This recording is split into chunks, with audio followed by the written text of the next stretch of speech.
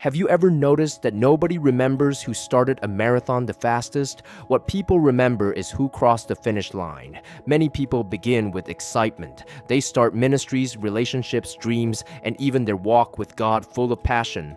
But somewhere along the journey, life becomes difficult. The road gets longer, the burden gets heavier, and some stop running. The Christian life is not merely about starting well, it's about finishing well, because a strong beginning is good, but a faithful ending is better.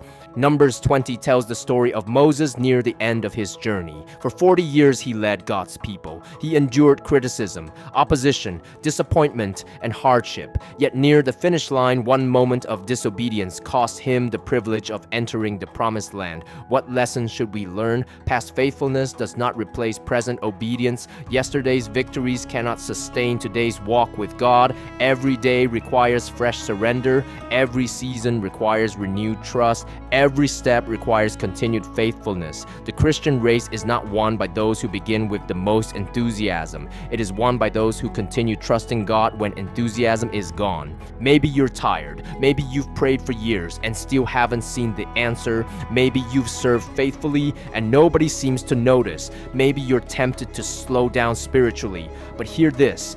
God has never forgotten a single prayer you've prayed. God has never overlooked a single act of obedience. God has never wasted a single tear you've shed for Him. The seeds you planted in faith are still in God's hands. What feels like a delay may actually be preparation.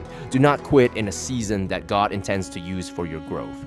Look back for a moment. Remember the battles God already brought you through, the prayers He answered, the doors He opened, the strength He provided when you thought you had none left. If God's grace carried you this far, His grace can carry you farther still. You didn't come this far to stop now. Keep moving, keep trusting, keep following Him. One day, your race will be finished. Your opportunities will be complete. Your journey will come to an end. And on that day, what will matter most is not how loudly you started, but how faithfully you finished. So don't settle for a strong beginning. Pursue a faithful ending. Keep running when others quit. Keep believing when others doubt. Keep obeying when others compromise. Because at the end of the race, the greatest reward is not earthly applause. It's hearing God say, "Well done, good and faithful servant.